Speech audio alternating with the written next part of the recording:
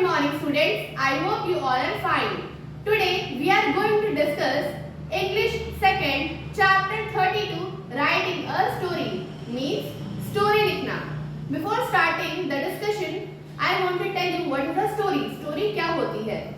A series of events that are connected together which are either true or imaginary and gives you a moral value at the end is called a story.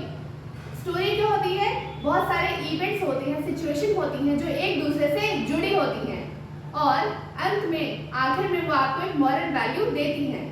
जैसे कि आपने बहुत सारी stories सुनी हैं, उसमें कभी humans इंसान होते हैं, एनिमल्स, बर्ड्स, प्लांट्स होते हैं और वो एक दूसरे से बात कर रहे होते हैं और उसमें कुछ सिचुएशंस होती हैं, कुछ इवेंट्स होते हैं, कुछ घटनाएं होती हैं जिसकी वजह से आप लास्ट में एक मॉरल वैल्यू सीख पाते हैं. हर स्टोरी आपको लास्ट में एक अच्छी सीख, एक अच्छा लेसन जरूर देती है. So I hope you have understood what is the story. Now let us see the chapter. So now let us read the chapter. Chapter 32 writing a story means story लिखना. A story is a piece of writing that contains a moral. Story writing का एक ऐसा हिस्सा है, एक ऐसा part है जिसमें मॉरल होता है, मीन्स कुछ अच्छी शिक्षा होती है. Children love stories. बच्चों को स्टोरीज बहुत पसंद है. They love to hear stories from their parents और ग्रैंड पेरेंट्स. बच्चों को अपने पेरेंट्स या फिर ग्रैंड पेरेंट्स से स्टोरी सुनना बहुत अच्छा लगता है. Complete the story using the groups of words from the box. So here you can see there is a story and you have to complete it with the help of the given options. यहाँ पे एक story दी गई है जो आपको इन pictures को देखकर समझनी है और इन ऑप्शंस की हेल्प से आपको स्टोरी पूरी करनी है. So what is the name of the story? 4 cows and the tiger. So what is the name of the story? 4 cows and the tiger means 4 गाय और बाघ. So here you can see there are 4 pictures. पहले picture में चारों गाय एक साथ मैदान में घास चर रही हैं. दूसरे पिक्चर में आप देख सकते हैं एक टाइगर पेड़ के पास है. In the third picture you can see that the 4 cows are grazing the grass in different directions. ये चारों गाय घास चर रही हैं लेकिन इन सबका फेस अलग अलग दिशाओं में है. और फोर्थ पिक्चर में आप शेर को आते हुए देख सकते हैं. Now let us see the options also. In a forest means जंगल में. Very hungry means बहुत भूखा. In a different direction means अलग दिशा में. Fought क्या है? Fight का past form है, means लड़ाई हुई थी.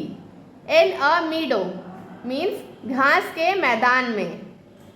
Behind the bushes means झाड़ियों के पीछे. Bushes means झाड़ियाँ. So now let us read the story. Once upon a time, एक बार की बात है.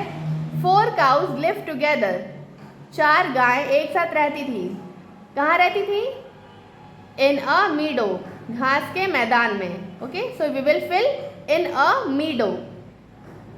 A tiger lived. टाइगर रहता था. कहाँ रहता था? In a forest, जंगल में रहता था. Nearby. टाइगर पास के एक जंगल में रहता था. नियर बाय मीन्स पास में. He was dash. वो डैश था. क्या था वो? Very hungry. बहुत भूखा था.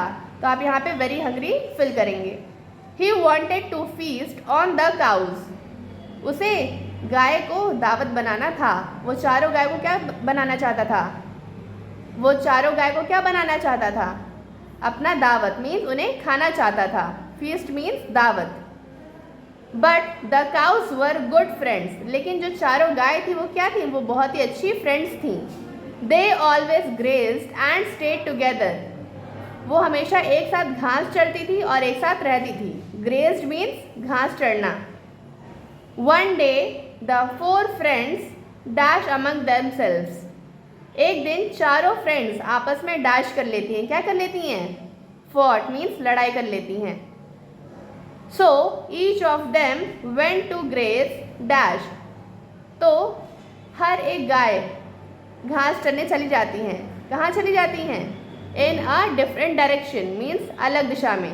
चारों गायों में झगड़ा हो जाता है तो हर एक गाय अलग दिशा में घास चरने चली जाती हैं, जैसा कि आप यहाँ देख सकते हैं। पहले वो एक साथ घास चरती थी, फिर वो अलग हो गई।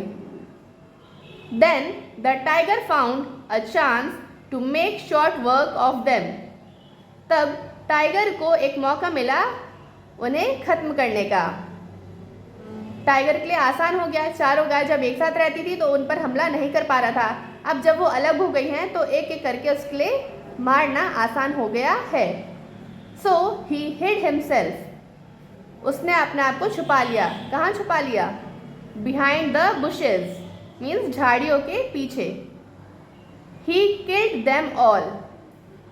उसने उन सबको मार दिया, वन बाय वन, एक एक करके। उसने सभी गायों को एक एक करके मार दिया। Moral, united we stand, divided we fall. इस स्टोरी से हमें क्या पता चलता है? हमें एक साथ रहना चाहिए।